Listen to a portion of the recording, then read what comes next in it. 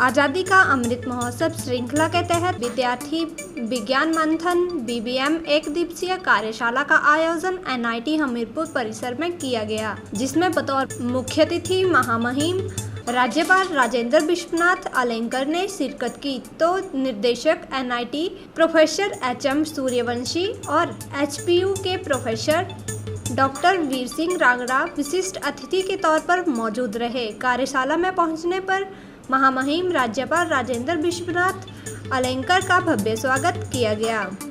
महामहिम राज्यपाल राजेंद्र विश्वनाथ अलेंकर ने पुरानी शिक्षा नीति को लेकर सवाल उठाए और कहा कि पुरानी शिक्षा नीति से छात्र पिछड़ चुके हैं और संस्कृति, इतिहास और मिट्टी से कोसों दूर कर दिया है। उन्होंने कहा कि पुरानी शिक्षा नीति पूरे देश को अलग थलग करके रखा था, लेकिन अब नई शिक्षा नीति ने सभी को एक सूत्र में जोड़ने का प्रयास किया जा रहा है, जो कि अच्छी बात है। महामहिम राज्यपाल राजेंद्र विश्वनाथ अलेंकर ने अपने संबोधन में कहा कि लंबे समय में हमारी शिक्षा नीति ने गुलाम लोग दिए हैं और शिक्षा नीति में सुधार करने की आवश्यकता है। उन्होंने कहा कि आज की सरकार के द्वारा नई शिक्षा नीति बहुत बढ़िया है और नई शिक्षा नीति के तहत नई दिशाएं खोलने के साथ साथ नए आविष्कार करने के लिए प्रेरित किया जा रहा है। उन्होंने कहा कि विज्ञान भारती के द्वारा बहुत बढ़िया प्रयास किया जा रहा है, जिससे अपने विज्ञान के बारे में जिज्ञासा पैदा की जा सके, क्योंकि विज्ञान केवल प्रयोगशाला में ही नहीं होता बल्कि रसोई घर में भी हो सकता है।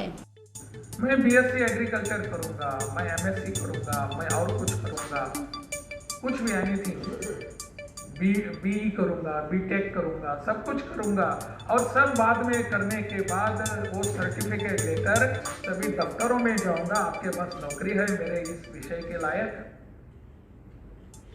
This is exactly what our system has produced. इतने सालों से अगर हमने शिक्षा नीति में कुछ दिया है तो ऐसे गुलाम लोग दिए हैं। Can we not come out of this? मुझे लगता है इसके बाहर की सोच हमको करने की आवश्यकता है। नहीं, यहाँ बहुत सारे सरकार के प्रावधान है, उस सबको यहाँ ये इकट्ठा करके उसका उपयोग करके मैं यहाँ जॉब गिवर बनूंगा, मैं खुद का कुछ एंटरप्राइज यहाँ करूंगा, निर्माण करूंगा। हम सबके सद्भाग्य से आज की सरकार हमको सब देने के लिए तैयार है। नई शिक्षा नीति इसीलिए बनाई गई है कि हम किसी के गुलाम न बन सके। फिर से इस सब का विचार करने की आवश्यकता है कि नए नए लोगों को नए नए विचार हम दे सकते हैं, नई दिशाएं खोल सकते हैं। इसके लिए सब करने की आवश्यकता है, ऐसा मुझे लगता है। विज्ञान भारती ने एक बहुत अच्छा प्रयास किया है कि अपने बच्चों में ऐसे विज्ञान के बारे में एक जिज्ञासा निर्माण हो और उस जिज्ञासा के कारण हम सब एक नई सोच लेकर आगे बढ़ेंगे। विज्ञान सिर्फ वहाँ लेबोरेटरी में होता है ऐसा नहीं है, विज्ञान अपने किचन में भी होता है, विज्ञान अपने आंगन में भी होता है, विज्ञान अपने घर में भी होता है। यह दृष्टिकोण लेकर हमको चलने की आवश्यकता है, ऐसा मुझे लगता है। आज की शिक्षा नीति जो है, मेरा खुद का मानना है कि आज की शिक्षा नीति जो है, it is the first attempt to decolonise our educational system. Educational system जो है वो कॉलोनियल लोगों से जो चल रही थी उसको अलग करना, उसके हटके कुछ विचार करने की जो शिक्षा नीति है वो आज की शिक्षा नीति है। और इसलिए हम सबने इस पर विचार करने की जरूरत है, आपस में चर्चा करने की आवश्यकता है। सच में यह शिक्षा नीति हमारे लिए उपयोगी है या नहीं? क्या इसमें प्रावधान है? अगर आपको लगता है कि नहीं इसमें और कुछ जोड़ना चाहिए तो बताइए, आगे आकर बताने की जरूरत है।